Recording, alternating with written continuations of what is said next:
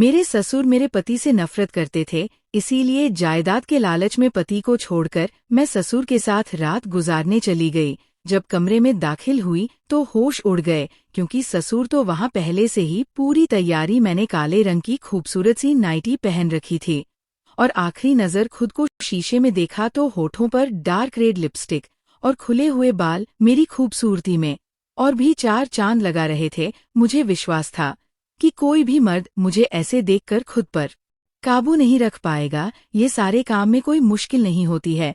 और फिर सामने जब एक ऐसा मर्द हो जिसकी पत्नी को दुनिया से गए काफी समय हो चुका था, तब तो उसके जज्बात को जगाना इतना मुश्किल काम नहीं था। यही सोचकर मैं अपने आप को तैयार किए हुई थी। मैं वह चिंगारी थी जो किसी भी मर्द के दिल में जज्बात किया लगा सकती थी। मुझे पूरा विश्वास था कि आज की रात मैं अपना मकसद हासिल कर ही लूंगी और अपने ससुर को अपना दीवाना बनाकर रहूंगी। एक बार वह बूढ़ा मेरी खूबसूरती के जाल में फंसा तो ये सारी जायदाद खुद बखुदागी। मैंने एक तारीफ की नजर अपने ऊपर डालते हुए जूस का गिलास उठाया और एक नशे की गोली निकालकर उसमें मिला दी। मैंने सोच लिया था अगर वो आसान पानी से मेरे काबू में ना आया तो ये नशे की गोली मेरा काम आसान कर देगी, फिर सब कुछ मेरा हो जाएगा। यही सोचकर मेरे चेहरे पर एक कुटिल मुस्कुराहट आ गई थी कि मुझे इस तरह देखकर मेरे बूढ़े ससुर का क्या हाल होगा। मुझे यकीन था वो खुद ही मेरे कदमों में आ बैठेगा। यह सब कुछ मैं इस जायदाद इसान शौकत के लिए कर रही थी, वह जायदाद जिसकी खातिर मैंने उसके बेटे से शादी करने की गलती की थी। पैसा वह चीज है जो इंसान को कुछ भी करने पर मजबूर कर देता है, जिसे हासिल करने के लिए इंसान किसी भी हद तक जा सकता है। और मैं भी इसी पैसे के पीछे पागल थी। मेरी जिंदगी की सबसे बड़ी कमी पैसा था और अब मैं किसी भी सूरत में उसे खुद से दूर नहीं करना चाहती थी, फिर चाहे उसके लिए मुझे अपने ससुर का साथ ही क्यों ना पाना पड़े। मैं अपने ससुर के पीठ पर खंजर घोंप को भी तैयार थी। आज की रात मेरी जिंदगी बदल कर रख देती। वो सब कुछ मुझे हासिल होने वाला था जो मैं चाहती थी। मैंने घड़ी की तरफ देखा तो रात के 2 बज रहे थे। मुझे विश्वास था इस वक्त इस बड़े से बंगले में मेरे और मेरे ससुर के अलावा और कोई नहीं है, क्योंकि सारे नौकर रात के 1 बजते ही अपने क्वार्टर में चले जाते थे। जूस का गिलास हाथों में लिए छोटे छोटे कदम उठाती हुई मैं अपने ससुर के कमरे के दरवाजे पर पहुंची थी। हाथ लगाते ही दरवाजा खुलता चला गया था। मुझे लग रहा था कि किस्मत की देवी आज पूरी तरह से मुझ पर मेहरबान है। लेकिन जैसे ही मैं कमरे में दाखिल हुई तो मेरे सर पर आसमान गिर पड़ा। कमरे के अंदर का मंजर देखकर मेरी आंखों के आगे अंधेरा छा गया था, क्योंकि मेरे ससुर तो वहां पहले से ही जिस तैयारी में थे, ये देख मैं सन्न रह गई। करोड़ों रुपयों की प्रॉपर्टी और बड़ा सा बंगला, करोड़ों की जायदाद, लग्जरी गाड़ियां, बैंक बैलेंस, क्या कुछ नहीं था। लेकिन जो कुछ भी था मेरे ससुर का था, और यही एक बात मेरे दिल को चीरने के लिए काफी थी। मैंने इस गलतफहमी में अपने पति से शादी कर ली थी कि वह एक करोड़पति आदमी है, लेकिन शादी के अगले दिन ही मुझे अपने पति की हैसियत का अंदाजा हो गया था और अपने फैसले पर पछतावा होने लगा था कि काश शादी से पहले मुझे पता होता कि ये सब कुछ मेरे ससुर के नाम पर है और मेरे ससुर मेरे पति से हद से ज्यादा नफरत करते हैं, तो मैं तो अपने पति की बजाय अपने बूढ़े ससुर से ही शादी रचा लेती, क्योंकि मेरा मकसद तो सिर्फ और सिर्फ पैसा हासिल करना था। लेकिन अब पछताने का कोई फायदा नहीं था, क्योंकि मेरी शादी तो हो चुकी थी और मेरा पति मुझसे मोहब्बत करता था। वह किसी भी सूरत में मुझे छोड़ने वाला नहीं था और उससे तलाक लेकर भी मुझे कुछ कुछ हासिल होने वाला नहीं था। शादी के अगले दिन ही जिस तरह डाइनिंग टेबल पर मेरे ससुर ने मेरे पति को सब नौकरों के सामने खरी खरी बातें सुनाई थी, उससे मुझे अंदाजा हो गया था कि इस घर में मेरे पति और मेरी क्या हैसियत है। मेरे ससुर ने नौकरों की मौजूदगी का भी कोई एहसास नहीं किया था और मेरा पति सर झुकाकर चुपचाप खड़ा रहा। और उस समय मेरे दिल में ये बात घर कर गई थी कि जब इस घर में मेरे पति की कोई हैसियत ही नहीं तो भला मेरी इस घर में क्या हैसियत होगी, क्या सम्मान होगा। लेकिन मेरे ससुर मेरे पति के साथ ऐसा व्यवहार क्यों करते थे, ये बात मुझे मालूम नहीं थी। मैंने सोचा कि मैं इसकी वजह मालूम करने की कोशिश करती हूँ कि मेरे पति और ससुर के बीच में आखिर क्या समस्या है, क्योंकि मेरे ससुर अपने बेटे से इतनी नफरत करते हैं कि आखिर किसी तरह से वह मामला सुलझ जाता तो सारी जायदाद खुद बखुदा उनका इकलौता बेटा था। और यही जानने के लिए मैंने अपनी कोशिशें शुरू कर दी थी। कभी मैं घर के नौकरों से सवाल जवाब करती तो कभी अपने पति को कुरेदने की कोशिश करती, लेकिन नौकरों को भी कुछ भी मालूम नहीं था। सब यही बात करते कि बड़े साहब गुस्से के बहुत तेज हैं और वो छोटे साहब से हमेशा ऐसे ही बात करते हैं। और जब मैं अपने पति से इस बारे में बात करती तो मेरा पति अपने बाप के बारे में एक एक शब्द भी सुनना पसंद नहीं करता था। जब भी मैं अपने ससुर की चर्चा करती तो मेरा पति गुस्से से बाहर निकल जाता और मैं ना उम्मीद सी रह जाती। जैसे जैसे समय गुजर रहा था मेरे अंदर का गुस्सा बढ़ता ही जा रहा था। छोटी छोटी चीजों के लिए मैं तरसने लगी थी, लेकिन मेरा पति अपने ही बाप के कारोबार में मामूली सा वर्कर था और उनके पास मुझ पर लुटाने के लिए एक पैसा भी नहीं था। उसे बस नाम की तनख्वाह ही मिलती थी जो वह महीने के महीने खर्च करता था। मैं अपने पति से जब किसी भी चीज की जिद करती तो मेरा पति हिसाब किताब लगाने बैठ जाता कि वह चीज उसकी तनख्वाह में आ भी सकती है या नहीं। और यही बात मेरे तन बदन में आग लगाने के लिए काफी होती थी। दिन गुजरने के साथ साथ मेरे अंदर बेचैनी बढ़ती ही जा रही थी। कहने को तो मैं एक खूबसूरत महल में रहती थी, लेकिन मेरी औकात भी नौकरों के जैसी ही थी। ना ही पहनने के लिए अच्छे कपड़े थे और ना ही कोई खास ज्वेलरी। घर के नौकर भी मेरी कोई बात नहीं मानते थे। अगर घर में किसी का सिक्का चलता था तो वह मेरे ससुर का चलता था। इस घर में खाना तक उनकी मर्जी से ही बनता था और वही सब कुछ मुझे भी खाना पड़ता था। जो हुक्म ससुर दे दिया करते थे वो हुक्म पत्थर की लखर हुआ करता था। इस बात को लेकर कभी मैं अपने पति से झगड़ा करती तो वो कहता कि अगर तुम यहाँ गुजारा नहीं कर सकती तो ठीक है, हम किराए के घर में चलते हैं। ये बात सुनकर तो मेरा दिमाग और भी ज्यादा खराब हो जाता और मैं साफ मना कर देती और फिर खामोश होकर बैठ जाती, क्योंकि ज्यादा कुछ नहीं तो कम से कम रहने के लिए ये आलीशान घर तो मिला हुआ था और मैं इसे छोड़कर नहीं जा सकती थी। मैंने अपनी सारी सहेलियों को बता दिया था कि मेरी शादी एक अमीर बिजनेसमैन से हुई है। अगर मैं किसी छोटे से किराए के घर में चली जाती तो मेरी तो नाक ही कट जाती। कुछ ही महीनों में मुझे ये बात अच्छी तरह समझ आ गई थी कि अगर मैं पूरी तरह से इस जायदाद का मजा उठाना चाहती हूँ तो मुझे अपने ससुर का दिल जीतना होगा। मेरे पति को ये बात पसंद आए या फिर ना आए, मेरी नज़र में अब मेरे पति की कोई अहमियत और मोहब्बत नहीं थी, जबकि मेरा पति मुझ पर पहले से भी ज्यादा जान छिड़कने लगा था। उसके जज्बातों में और भी ज्यादा तेजी आ गई थी। वो हर वक्त मेरी मोहब्बत के किस्से पढ़ता रहता था, लेकिन फिर भी मेरा दिल उसके लिए नहीं होता था। मेरा मानना था कि खाली मोहब्बत किसी काम की नहीं होती, ये सिर्फ किताबों और कहानी की बातें होती हैं। ये असल दुनिया है, कोई फिल्मी दुनिया नहीं, और असल दुनिया पैसों की गुलाम है। इसीलिए मैं चाहती थी कि मेरे पास इतना पैसा हो कि सब मेरे गुलाम बन जाएं, और यही सोचकर मैंने आकाश से शादी कर ली थी। लेकिन मुझे क्या पता था मेरी किस्मत ही मुझे धोखा दे जाएगी। दरअसल शादी से पहले मैं अपने ससुर की कंपनी में ही नौकरी करती थी और मेरे पति भी वहीं पर काम करते थे, लेकिन उस वक्त मुझे मालूम नहीं था कि वो यहाँ बस सिर्फ एक नौकर की हैसियत से काम करते हैं। मैं तो यही समझती थी कि वो मालिक के बेटे हैं और इसीलिए कारोबार के कामों पर नजर रखते हैं। मैंने अपनी अदाओं से ही आकाश को फंसाया था और ये सोचकर शादी रचाई थी कि ये शादी मेरी किस्मत बदल देगी। लेकिन ये भेद तो मुझ पर शादी के बाद खुला था कि वो वहाँ बस मामूली सी तनख्वाह पे ही नौकरी कर रहा था और कारोबार से उसका कोई भी लेना देना नहीं था, ना ही उसके हिस्से में किसी भी तरह की कोई जायदाद थी। हम जिस कमरे में रहते थे वो इस महल का स्टोर रूम कहलाने के लायक था, क्योंकि वह एक छोटा सा कमरा था जिसमें ना ही ज्यादा सामान था और ना ही कोई एसी लगा हुआ था। ऐसा लगता था जैसे मेरे ससुर ने तरस खाकर रहम करते हुए मेरे पति को ये जगह दे दी है।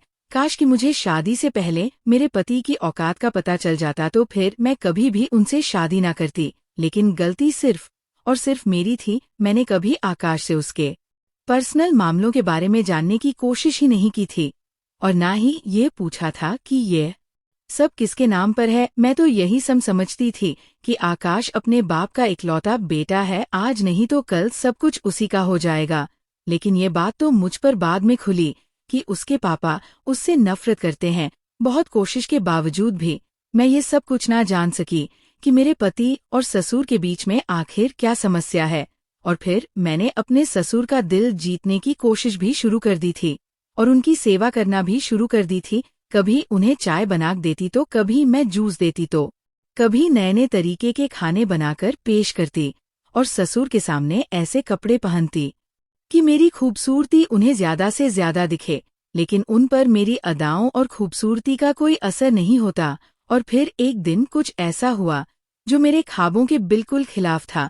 मेरा पति ऑफिस के काम से वापस लौटा तो सीधा अपने बाप के कमरे में चला गया। आज तक मैंने कभी भी अपने पति को अपने बाप के कमरे में जाते नहीं देखा था। मुझे लगा शायद कोई जरूरी काम होगा, लेकिन थोड़ी ही देर में उन दोनों के झगड़े की आवाजें मेरे कानों में पड़ने लगी थी। वह दोनों बुरी तरह से झगड़ रहे थे। पहले मैंने सोचा कि जाकर अपने पति को रोकती हूँ कि वह झगड़ा ना करें, इस तरह तो वो हमें घर से भी निकाल देते। लेकिन फिर मेरे दिल में ख्याल आया कि अगर उन दोनों के झगड़े में कोई ऐसी बातचीत हो गई और मैं भी अपने ससुर के दिल से उतर गई तो क्या होगा। मैं अपनी पोजीशन अपने ससुर की नजरों में खराब नहीं करना चाहती थी, इसीलिए बीच में जाना मैंने सही नहीं समझा। दोनों बाप बेटे खुद ही लड़ झगड़ कर खामोश हो जाएंगे, यही सोचकर मैं चुपचाप बैठ गई। थोड़ी देर के बाद मेरा पति गुस्से की हालत में कमरे में आया और कहने लगा, अपना सामान पैक करो, अब हम यहाँ नहीं रहेंगे, मैं किराए के घर का इंतजाम करता हूँ। हम अभी और इसी वक्त ये घर छोड़ रहे हैं। ये सुनना था कि मेरे सर पर तो आसमान गिर पड़ा। मैंने अपने पति को समझाने की बहुत कोशिश की कि झगड़ा अपनी जगह है और घर में रहना अलग बात है। झगड़ा हुआ है तो आपको अपने बाप का घर छोड़ने की क्या जरूरत है। लेकिन मेरे पति के सर पर तो गुस्सा सवार था। वह कहने लगा, अब मैं एक पल भी इस घर में नहीं रहूंगा, मेरी बहुत बेइज्जती हो चुकी है। और फिर देखते ही देखते उसने मेरा और अपना सामान बांधना शुरू कर दिया और सामान बांधकर मेरा हाथ पकड़कर इस बड़े से बंगले से निकल आया।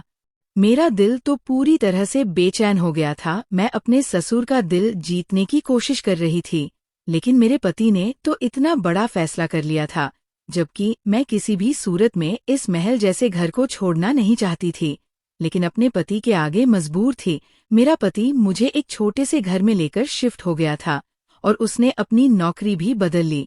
मेरे दिल में जो भी थोड़ी बहुत उम्मीद बची हुई थी पति के फैसले से, वह भी खत्म हो गई और अब तो मेरी जिंदगी ही वापस वहीं पर आ गई थी जहां से शुरू हुई थी।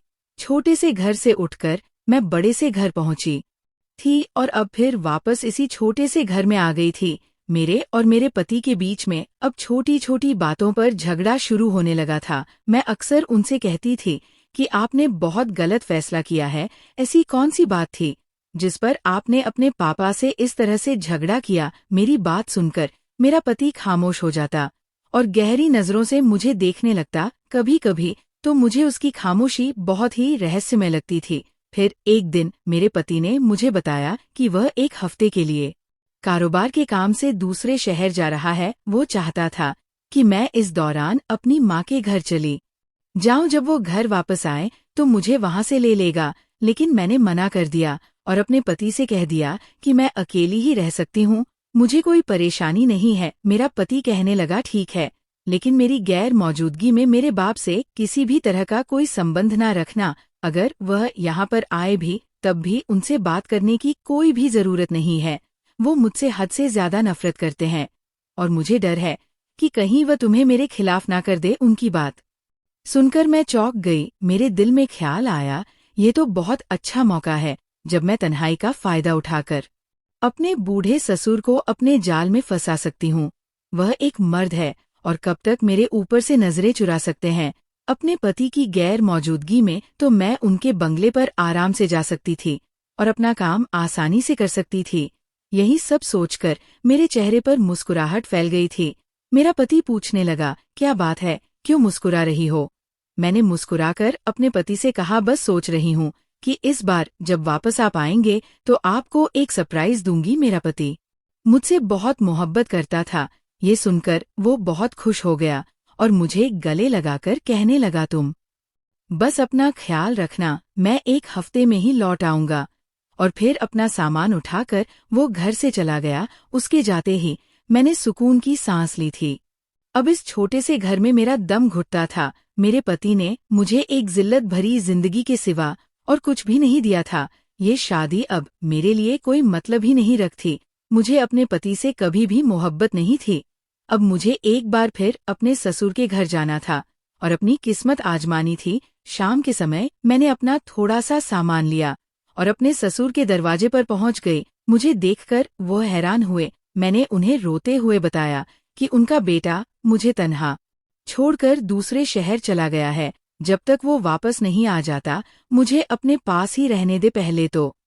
मेरे ससुर हैरत से मुझे देखने लगे और फिर उन्होंने नौकर से कहकर मेरा कमरा खुलवा दिया। मुझे लगा था कि मुझे इतनी आसानी से दोबारा से इस घर में जगह नहीं मिलेगी, लेकिन मेरे ससुर ने मुझसे ज्यादा कोई सवाल जवाब नहीं किए थे।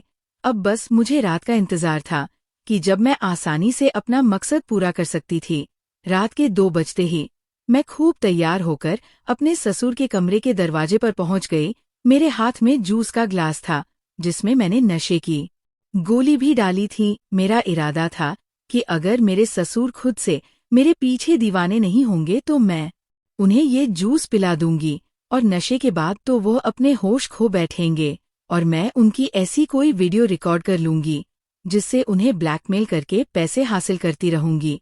लेकिन मुझे ये मालूम नहीं था कि उनके कमरे में जाते ही मुझे जो सरप्राइज मिलेगा उसके बारे में तो मैंने सोचा भी नहीं था। दरअसल जैसे ही मैं कमरे में दाखिल हुई तो अंदर का मंजर देखकर मेरे होश उड़ गए थे, क्योंकि कमरे में मेरे ससुर अकेले नहीं थे बल्कि उनके साथ में मेरा पति भी मौजूद था और वह दोनों बड़े आराम से बैठकर बातें कर रहे थे। उन दोनों को एक साथ देखकर मैं हक्का बक्का रह गई थी, क्योंकि मैं जिस तरह से तैयार होकर उस कमरे में दाखिल हुई थी मेरा पति मुझे फटी फटी आंखों से देख रहा था और ससुर के चेहरे पर एक अलग ही मुस्कुराहट थी। आकाश की आंखों में विश्वास था, जैसे उसे मेरी ये हालत देखकर अंदाजा नहीं था कि मैं ऐसा भी कर सकती हूँ।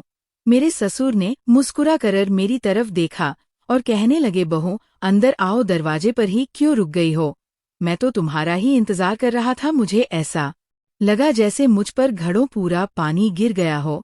मुझे चक्कर आने लगे थे। मैंने बड़ी मुश्किल से खुद को संभाल रखा था। कुछ देर पहले मैं अपनी खूबसूरती पर और अपनी जवानी पर इतरा रही थी और अब अपने पति को सामने पाकर मुझे समझ में ही नहीं आ रहा था कि मैं किस तरह से खुद को कहीं छुपा लूं। ऐसा लग रहा था कि जमीन फटे और मैं उसमें समा जाऊं। मेरा पति धीरे धीरे कदम उठाता हुआ मेरे करीब आया और मेरी आंखों में आंखें डालकर पूछने लगा, यह सब क्या है? मेरी जुबान को तो ताला लग गया था। मेरे पास उसके सवाल का कोई जवाब नहीं था। तभी अचानक मेरे पति ने झन्नाकेदार थप्पड़ मेरे मुंह पे मारा। मैं फर्श पे जाकर गिर गई थी।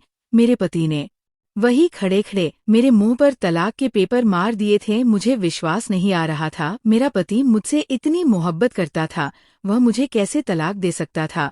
वो तो मेरी मोहब्बत में दीवाना था। आकाश की आंखों में आंसू थे। वह अपने जज्बात को अपने गले के नीचे उतार रहा था और रोते हुए शब्दों में कहने लगा कि मेरे बाप ने मुझे शादी से पहले ही तुम्हारी सच्चाई समझा दी थी और बता दिया था कि तुम सिर्फ पैसे की खातिर मुझसे शादी कर रही हो। लेकिन मैंने अपने पापा की बात नहीं मानी और मैंने पापा से यही कहा कि हर गरीब लड़की पैसे की दीवानी नहीं होती। तुम मुझसे मोहब्बत करती हो, मेरे पैसों से नहीं, तुम्हें कोई मतलब नहीं है। पापा ने मुझसे कहा कि तुम आजमा कर देख लो, जो मैंने कहा है वही सच साबित होगा। ये लड़की मेरे ऑफिस में काम करती है, मैं इसे बहुत अच्छी तरह से जानता हूँ। ये सिर्फ पैसों की लालची है। मुझे अपनी मोहब्बत पर पूरा विश्वास था, इसीलिए मैंने तुम्हें आजमाने की बात पर हामी भर ली थी। पापा मुझसे नफरत नहीं करते थे, लेकिन तुम्हें आजमाने के लिए पापा ने मुझे नौकर बना दिया था और खुद मालिक बन गए और मुझसे नफरत का इजहार करने लगे थे ताकि तुम्हें इस बात का विश्वास हो सके कि मेरे पास कोई दौलत या जायदाद नहीं है और ना ही कभी हो सकती है। पापा को विश्वास था कि वह ये सच साबित होंगे, इसीलिए उन्होंने तलाक के पेपर भी पहले से ही बनवा रखे थे। वह मेरी जिंदगी में तुम्हें बर्दाश्त नहीं कर सकते थे, क्योंकि तुम एक लालची लड़की थी। मुझे लगा था कि मेरे खाली हाथ होने पर भी तुम्हें कोई फर्क नहीं पड़ेगा, तुम मुझे पहले जैसी ही मोहब्बत करोगी। लेकिन हर गुजरते दिन के साथ तुम मुझसे दूर होती चली गई, लेकिन मैं फिर भी अपनी मोहब्बत में मैंने कोई कमी ना छोड़ी। मैं अपनी मोहब्बत से तुम्हें जीत लेना चाहता था, लेकिन ना सिर्फ दौलत की वजह से तुमने मुझे छोड़ दिया और छोटी से छोटी बात पर भी मेरे साथ झगड़ा शुरू कर दिया। मैं जान गया था कि पापा की बात सच है, लेकिन फिर भी तुम्हारे लिए मैं पापा से लड़ता रहा। और फिर जब एक दिन पापा ने मुझे बताया कि तुम उनके सामने आती हो, तो मुझे विश्वास नहीं आया। मैं तो सख्ते में ही आ गया और पापा से झगड़ा शुरू कर दिया कि वह तुम पर इस तरह से घटिया इल्जाम ना लगाएं। लेकिन पापा ने कहा कि वो सच कह रहे हैं। फिर भी मैंने अपने बाप से ज्यादा तुम पर विश्वास किया और तुम्हें यहाँ से लेकर अलग हो गया। पापा बार बार मुझे फोन करके कहते रहे और यकीन दिलाने की कोशिश करते रहे कि वो सच कह रहे हैं, लेकिन फिर भी मैं उनका भरोसा ना कर सका। पापा ने मुझे एक आखिरी खेल खेलने के लिए कहा कि तुम दूसरे शहर जाने का नाटक करो और देखो तुम्हारी पत्नी तुम्हारे पीछे क्या करेगी। तुम्हें खुद पता चल जाएगा कि कौन सच्चा है और कौन झूठा। मैंने ऐसा ही किया और दूसरे शहर जाने के नाम पर पापा के पास आ गया। मैं देखना चाहता था कि तुम अब क्या करोगी। मुझे विश्वास था कि मेरी मोहब्बत जीत जाएगी और पापा का शक हार जाएगा, लेकिन पापा की बात सच साबित हो गई। मेरे मना करने के बावजूद भी तुम अपना सामान उठाकर यहाँ पर चली आई और रात के अंधेरे में इस तरह के कपड़े पहनकर पापा के कमरे तक पहुँच गई। यकीनन तुम्हारा मकसद पापा को अपने जाल में फंसाकर ये सारी जायदाद हासिल करने का था, लेकिन जान लो कि मैं और मेरे बाप अब तुम्हारे किसी भी धोखे में नहीं आएंगे। पापा तो तुम्हारी असलियत पहले से ही जानते थे। मेरी आंखों पर से ही अब तुम्हारी मोहब्बत की पट्टी उतर गई है। मैं तुम्हें तलाक दे चुका हूँ। अब तुम्हारा और मेरा कोई रिश्ता नहीं है, इसीलिए तुम इसी वक्त इस घर से और हमारी जिंदगी से चली जाओ। ये कहकर आकाश ने दोबारा मुझ पर नजर डालना भी गवारा नहीं किया था। मेरे ससुर भी खामोशी से सर झुकाए बिस्तर पर बैठ गए थे। उनके चेहरे पर अफसोस नजर आ रहा था। अपने जवान बेटे को तकलीफ में देखकर वो भी खुश नहीं थे। उन्होंने अपने बेटे की आंखें जरूर खोल दी थी, लेकिन उनके बेटे का दिल भी टूटा था। मैंने रोते हुए आकाश से माफी मांगनी चाहिए, लेकिन आकाश ने मुझे माफ नहीं किया, बल्कि आधी रात को ही मुझे घर से निकाल दिया। मैं अपना थोड़ा सा सामान लिए अपनी माँ के दरवाजे पर चली आई और आज भी अपनी माँ की दहलीज पर बैठी हूँ। आकाश के साथ बिताए पल मुझे याद आते हैं और मुझे एहसास होता है कि वाकई आकाश मुझसे सच्ची मोहब्बत करता था और उसकी मोहब्बत दुनिया की किसी भी दौलत से ज्यादा कीमती थी। मैंने उसके साथ कुछ ही महीने गुजारे थे और उसने मुझे दुनिया का सारा ऐसो आराम और महंगे तोहफे तो नहीं दिए थे, लेकिन अपनी मोहब्बत का वो मान जरूर दिया था कि इज्जत से मैं उसके साथ खड़ी हो सकती थी। तलाक के दूसरे दिन ही आकाश ने मुझे लाख भी भेज दिए थे कि अब तुम्हारा मेरे ऊपर कोई भी हक नहीं बनता है, लेकिन मैं अब अपनी जिंदगी में तन्हा और उदास हूँ और मेरे पास अब कुछ भी नहीं है। मेरी आप सब बहनों से विनती है कि लालच में आकर कभी भी अपना घर बर्बाद ना करें। अगर इस दुनिया में सबसे ज्यादा कोई चीज कीमती है तो वह एक ऐसा इंसान है जो आपसे सच्ची मोहब्बत करे। तो दोस्तों, अगर आपको हमारी कहानी पसंद आई है तो कमेंट करके जरूर बताएं और वीडियो को लाइक करके ज्यादा से ज्यादा शेयर करें। चैनल पर नए हैं तो सब्सक्राइब करें और हाँ, नोटिफिकेशन बेल को जरूर दबाएं ताकि अगली अपडेट सबसे पहले आपको मिले। धन्यवाद।